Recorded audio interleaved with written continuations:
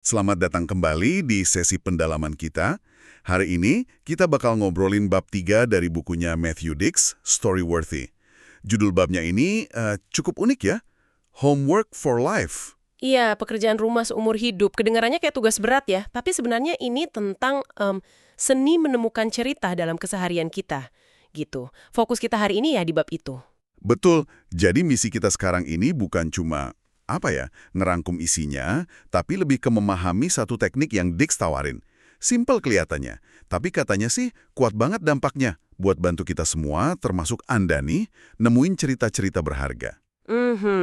Momen-momen yang seringnya kelewat aja gitu, nggak kita anggap penting, padahal bisa jadi inti cerita yang bagus banget. Nah, iya itu. Momen kecil tapi maknanya dalam. Mungkin kita bisa mulai dari satu cerita Dicks yang kayaknya banyak orang tua paham banget nih rasanya. Pas dia lagi makan malam sama keluarga. Oh iya, soalnya tuh ya itu ya, si Charlie. Iya, Charlie. Umurnya waktu itu hampir 3 tahun. Lagi seneng-senengnya lempar nugget ayam ke lantai. Dicks ya jelas sebel dong. Apalagi kakaknya, Clara, nggak pernah kayak gitu. Haha, situasi klasik ya. Pasti gemes campur kesel gitu.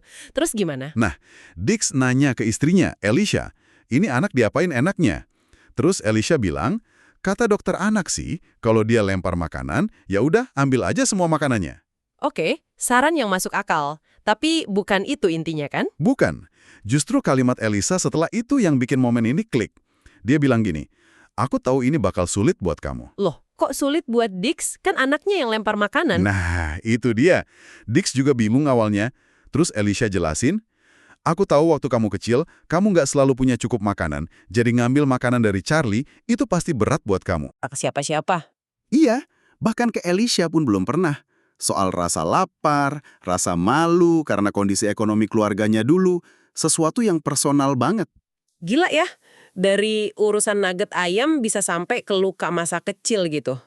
Ini contoh bagus banget sih gimana momen sehari-hari yang kayaknya sepele, ternyata nyimpen inti cerita yang kuat banget.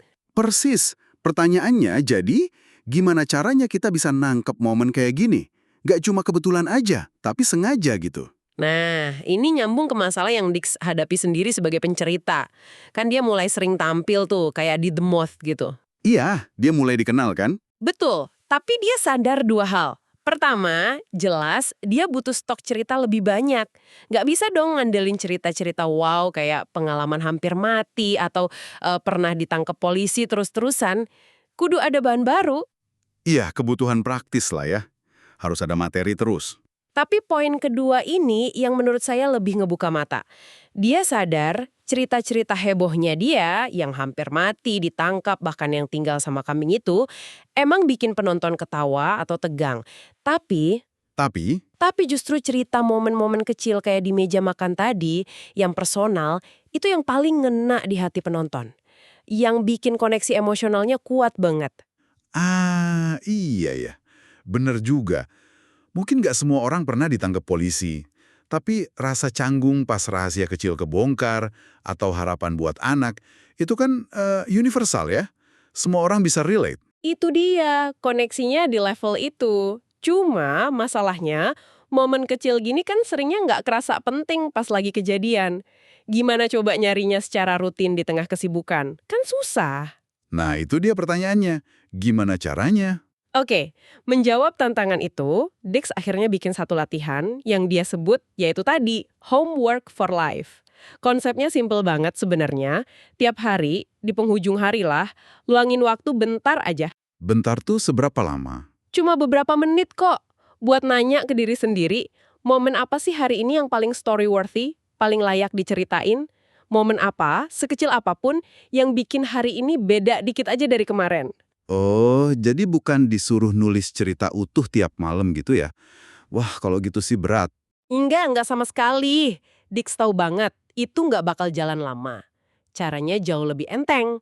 Cukup tulis satu atau dua kalimat aja. Ringkasan super singkat, di spreadsheet di notes HP, atau di buku harian juga bisa. Tujuannya cuma buat nandain momen itu aja ya, biar nggak lupa.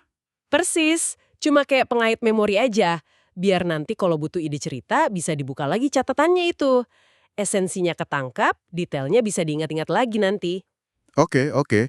Berapa lama Dik saranin buat ngelakuin ini tiap hari? Dia bilang sekitar 5 menit aja cukup. Ini kuncinya biar bisa dijalanin tiap hari. Konsisten, itu yang paling penting. Jangan sampai bolong, katanya. Soalnya sekali bolong, besoknya makin gampang buat nggak ngerjain lagi. Bener juga sih, kayak olahraga atau diet ya. Oh iya, dia juga nambahin sesuatu kan soal memori lama? Kepicu sama kejadian hari itu. Nah, dia juga nyatat kilasan memori lama ini. Biasanya di kolom terpisah gitu di catatannya. Menarik. Jadi manfaatnya nggak cuma buat ngumpulin cerita baru aja ya? Jauh lebih dari itu. Pertama, jelas, bank cerita jadi nambah terus. Masalah awal Dick soft, tapi yang lebih keren, lama-lama latihan ini kayak ngelatih otot kepekaan kita. Ngasah semacam lensa pencerita. Lensa pencerita? Maksudnya gimana tuh? Jadi makin lama kita makin bisa ngenalin potensi cerita dalam kejadian sehari-hari. Bahkan pas kejadian itu lagi berlangsung. Nggak cuma pas sudah lewat aja. Kayak udah otomatis gitu ngehnya. Wah, keren juga ya. Jadi lebih aware gitu ya sama sekitar. Terus tadi soal memori lama juga. Iya, efek lainnya itu memulihkan memori. Refleksi harian itu kayak narik benang ingatan, bisa nyambung ke momen-momen masa lalu yang udah lupa. Terus karena dicatat terstruktur, misalnya di spreadsheet, Dix jadi bisa lihat pola hidupnya. Contohnya gimana tuh polanya?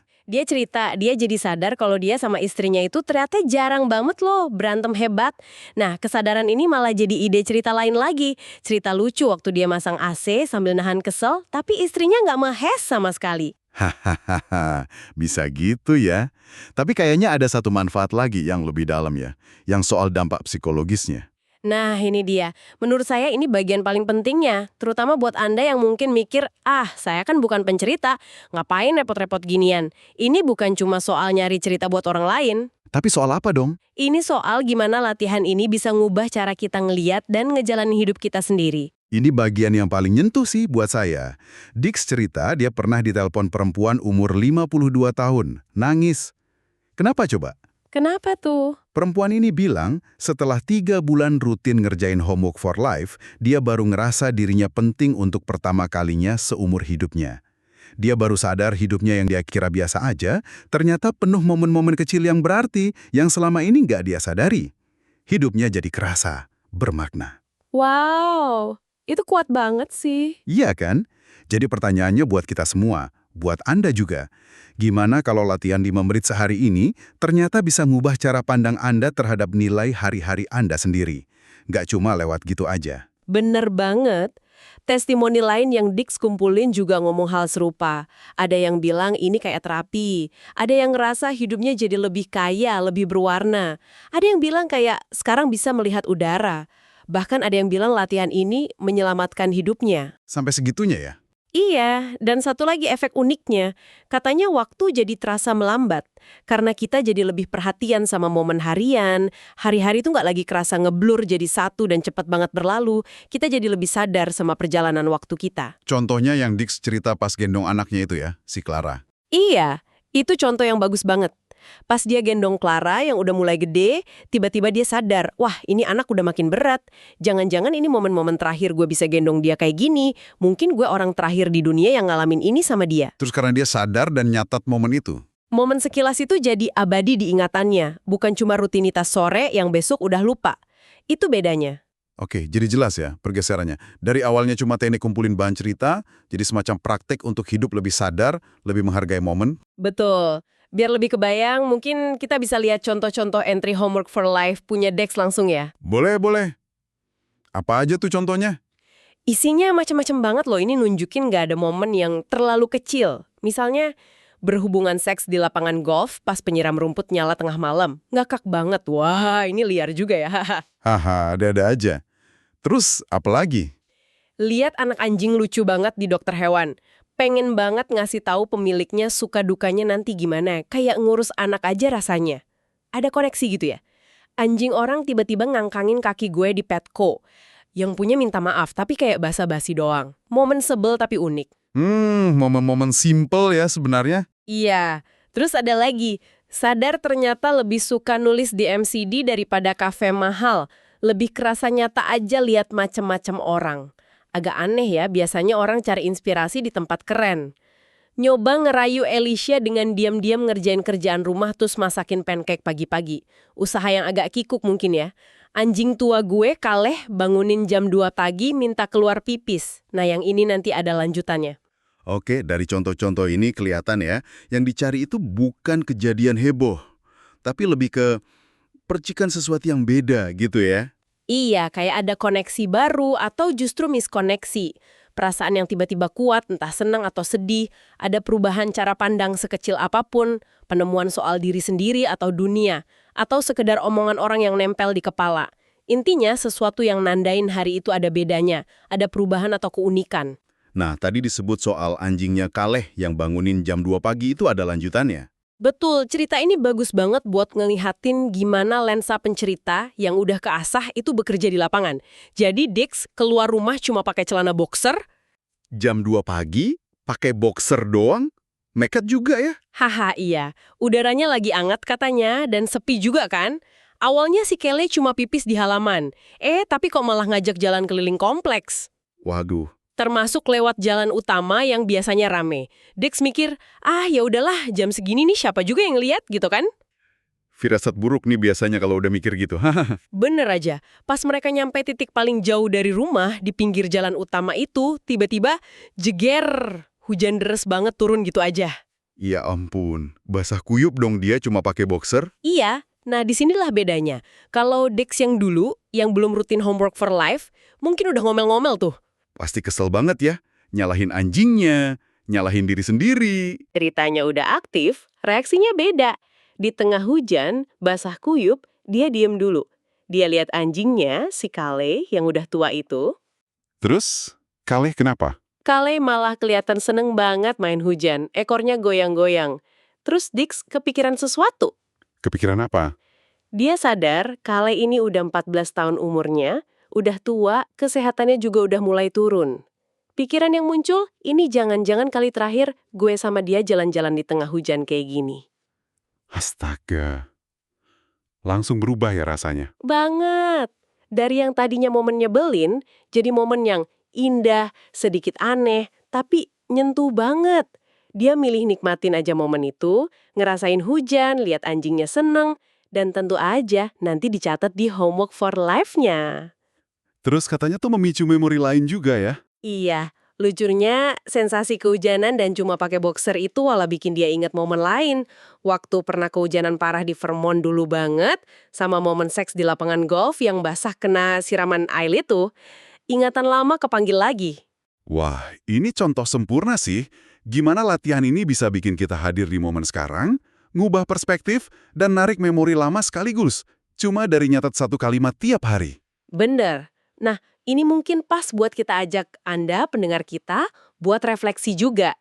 Coba ingat-ingat deh, hari kemarin, atau bahkan hari ini aja. Ada nggak sih momen-momen kecil yang mungkin kelewat? Ngobrol singkat sama mas kasir, atau mood yang tiba-tiba berubah pas denger lagu. Pikiran iseng pas nyetir. Momen-momen yang kayaknya sepele banget gitu ya. Iya, Dix punya analogi bagus nih. Dia bilang, momen story worthy itu kayak ketombe di angin. Banyak banget di sekitar kita, tapi gampang banget hilang kalau kita nggak belajar nangkepnya. Nah, homework for life ini kayak ngelatih jaring mental kita buat nangkep ketombe berharga itu. Oke, jadi kalau ditarik kesimpulannya nih ya, inti homework for life ini bukan cuma soal ngumpulin bahan cerita aja. Bukan cuma itu. Tapi lebih ke sebuah praktik ya. Iya. Kebiasaan harian buat bikin hidup kita lebih teramati, Iya. lebih kita perhatikan gitu, lebih bermakna jadinya, dan akhirnya lebih nempel di ingatan. Betul. Investasi waktunya kecil banget, cuma 5 menit sehari. Tapi potensinya bisa ngubah cara kita ngalamin hidup. Pesannya tuh, tiap hari itu pasti ada aja sesuatunya. Tinggal kita mau nyari atau enggak. Setiap hari ada ceritanya ya. Nah, sebagai penutup, ada satu lagi nih yang agak mengejutkan dari Dix di akhir bab ini. Oh iya bener, yang soal dia nemuin alasannya sendiri ya. Iya, jadi pas sesi tanya jawab gitu, ada yang nanya, kenapa sih dia mau terbuka banget cerita soal hidupnya di panggung, di tulisan? Terus jawaban yang keluar dari mulutnya itu spontan banget, bahkan dia sendiri kaget. Dia jawab apa ya emangnya? Dia bilang kurang lebih gini, kayaknya saya lagi nyoba cari perhatian dari ibu saya yang nggak pernah ngasih itu, dan sekarang udah nggak ada. Sama dari ayah saya yang ninggalin saya waktu kecil dan nggak pernah balik lagi. Wow, penemuan diri yang dalam banget ya muncul gitu aja. Iya, dari proses refleksi dan berbagi cerita yang terus-menerus itu. Nah, ini jadi pertanyaan penutup yang menarik juga buat Anda renungkan nih. Kalau Anda mulai rutin ngeluangin waktu buat refleksi harian kayak gini, kira-kira penemuan tak terduga apa ya tentang diri Anda sendiri yang mungkin bakal muncul? Bukan cuma soal nemu cerita ya, tapi lebih ke diri sendiri. Iya, mungkin soal motivasi terdalam Anda, pola-pola yang nggak Anda sadari selama ini, mengapa dibalik tindakan dan perasaan Anda yang mungkin selama ini tersembunyi. Siapa tahu bisa muncul ke permukaan. Sesuatu buat direnungkan lebih lanjut kan?